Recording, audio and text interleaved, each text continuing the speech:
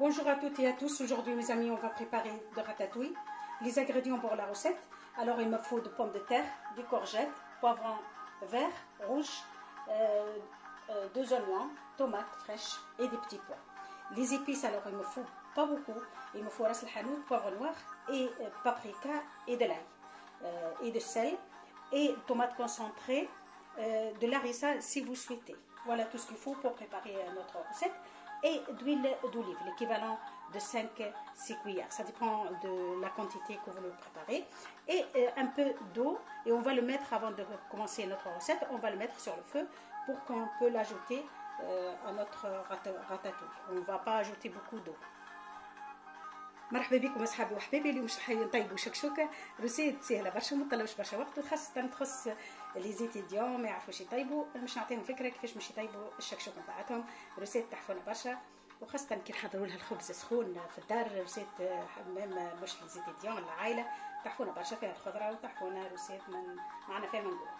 شنو هو يلزمنا الروسيت النبي نتاعي الشكشوكه نتاعي اليوم؟ باش نحضر فيها الجلبانه وطماطم خضراء، كعيبه طماطم خضراء باش تبنن، وباش ما نحطوش ياسر ماء، خاطر كيما تعرفوا الطماطم تصيب الماء وتخليكم تخلي الشكشوكه نتاعكم تطيب من غير ما تحطوا برشا ماء.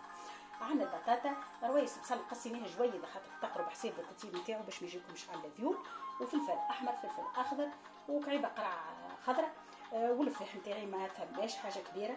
عندنا راس الحانوت وعندنا فلفل اكحل والفلفل الاحمر والثوم. ومن بعد نحط طماطم كونسونطري ونحط شويه هريسه اذا كان تحبوا تكون الشكشوك نتاعكم حاره، وكويس زيت زيتون اذا كان متوفر، سينو طيبوا بالزيت العادي وكاهو. حضرت شويه ماء باش في الكاسرونه باش نسخنوهم قبل ما نبدو الشكشوك نتاعتنا باش نمرقوا به. هذا مكان للروسيت نتاعتنا، تبعوني تشوفوا الروسيت تحفونه برشا. افون تو جو في شوفي لو. ناخذ الكاسرونه تاعي، جو برون ما كاسرول اون بروميير. نحط الزيت، je mets l'huile d'olive. Avant tout, je mets tomate concentrée et l'harissa en premier.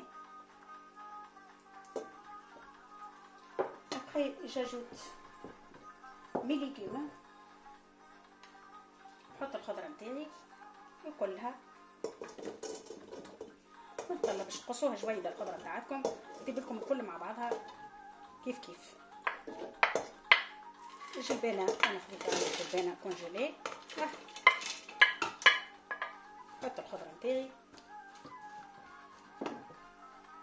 نحطوا الفيح توا نتاعنا،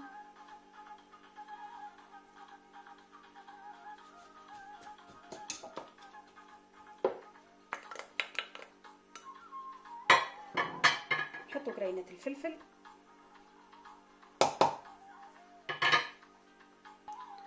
Voilà mes amis, je le mets sur le feu, je couvre tout d'abord la casserole. تسكر الكاسرونه نتاعي كي تشوفوا الكاسرونه اللي تسكروا هما بالعرق نتاعها، ونخليها تطيب مده 15 دقيقه. On va le laisser sur le feu pendant 15 minutes. Après j'ajoute un peu d'eau bouillante et c'est bon. Je le laisse après 10 minutes que ça cuit. En total pas plus de 20 minutes. Voilà, je vais remplir maintenant la ratatouille. J'ajoute de l'eau bouillante. بعد ما تفقدها خليت على النار شويه تتخلى، نزيد عليها شويه ماء وفاجئتها الكدو. cette fois je mélange. خلطها شويه وما حطيتش ياسر ماء، كونتيتي باش تطيب فيها البطاطا والخضره الاخرى، ونخليها على النار تطيب في عقلها، ما تفوتش 20 دقيقه من برانسيب. في التوتال كل ما تفوتش 20 دقيقه. نغطي الكاسرونه تاعي.